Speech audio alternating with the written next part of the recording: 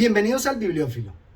Es normal que un autor que encuentra el éxito se aferre a los mismos métodos y trate de continuar con esas fórmulas exitosas.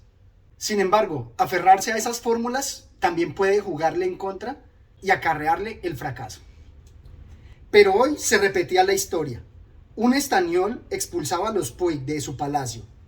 Hugo vio a Bernat sorber por la nariz en un par de ocasiones y después llevarse una mano a los ojos. Esta es la segunda parte de la novela de La Catedral de la Mar, e incluso aquí vemos que trabaja con los mismos nombres, y es normal, en unas familias los mismos nombres suelen repetirse. Sin embargo, aquí no trabajó no solamente con los mismos nombres, sino con una historia similar. Se trata de Los herederos de la tierra de Ildefonso Falcones.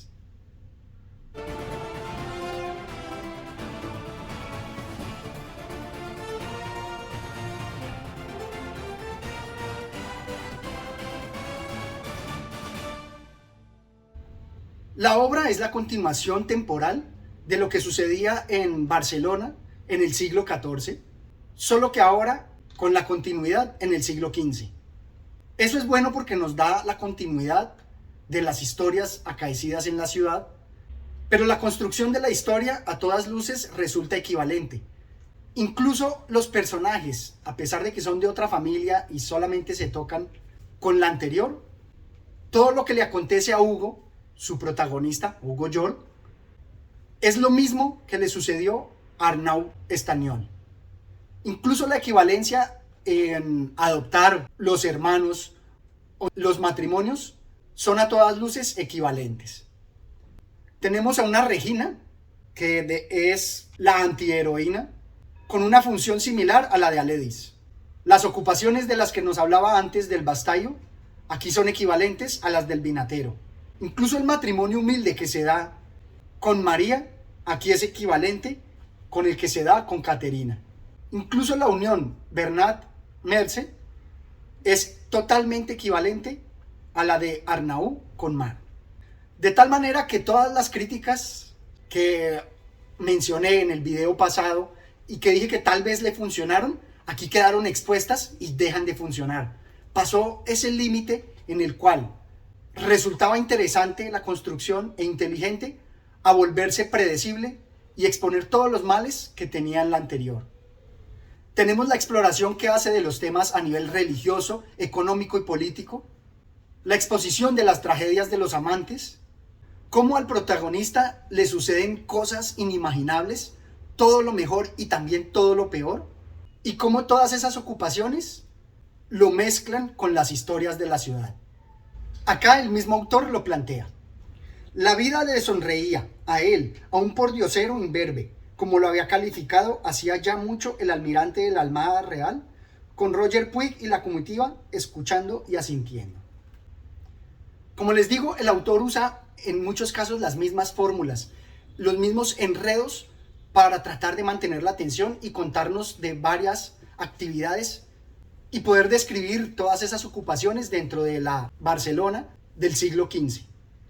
Pero en muchos casos, con su afán de atar cabos, con su afán de mantener historias circulares que se unen con el inicio, todo se mantiene con excusas superfluas y nimiedades.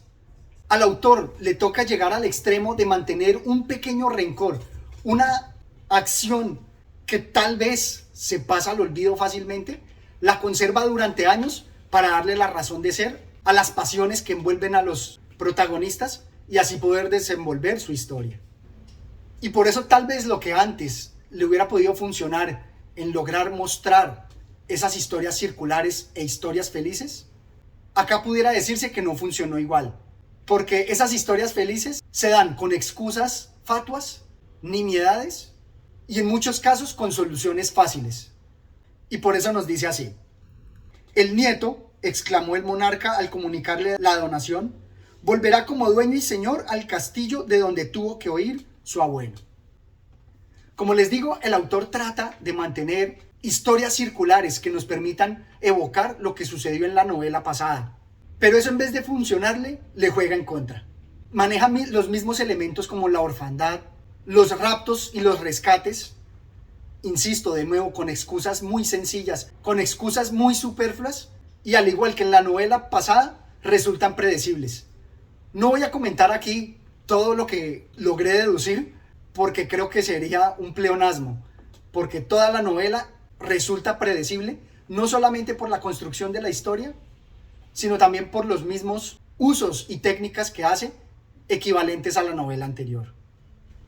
Corrieron a buscarla, rodeados de gente que aplaudía y vitoreaba. Con el tiempo, la prisión y tortura de Merce llegó a convertirse para la gente sencilla en la lucha de una condesa rica y poderosa contra una ciudadana humilde a la que habían robado su hijo. Y es que en esta novela parece que lo único que hubiera hecho diferente es presentarnos a la madre de Arnau, a Francesca, con lo que debió hacer en la novela pasada, como si le hubieran hecho la crítica, y en esta quisiera redimirse.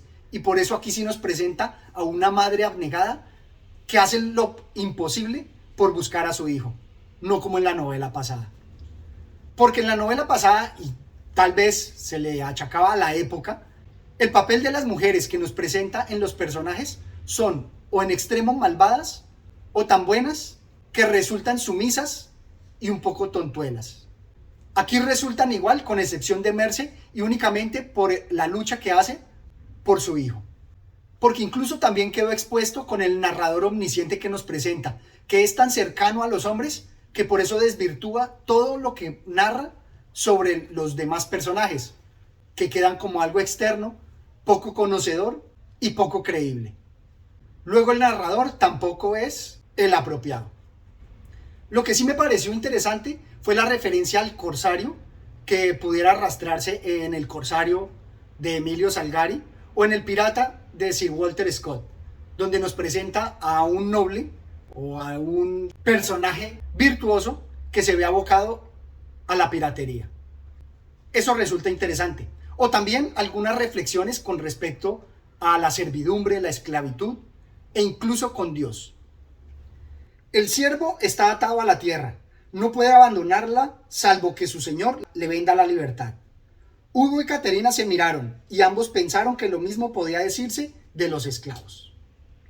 O en otra parte, todos somos esclavos de Dios, le contestó Mosén Pau tras la misa del siguiente domingo, cuando Hugo le comentó sus dudas. ¿Por qué crees que lo llamamos Señor? Da igual, por lo tanto, nuestra condición en este mundo. Me gustan estos pasajes por las reflexiones que generan con respecto a la servidumbre y la esclavitud, donde las hace equivalentes. Pero resulta todavía más interesante cuando nos muestra a nosotros como siervos del Señor, de la religión. Y aquí no dejo de pensar en La Virgen de los Sicarios, de Fernando Vallejo, donde nos presenta que también somos armas en las manos de Él.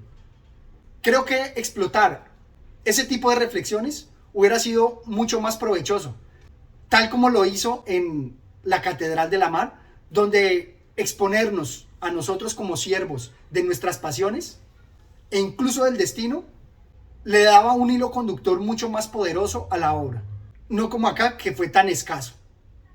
En general, la obra me pareció muy extensa para lo que nos narraba, y como una segunda parte, usando los mismos métodos, las mismas técnicas, resultó predecible y para nada entretenida.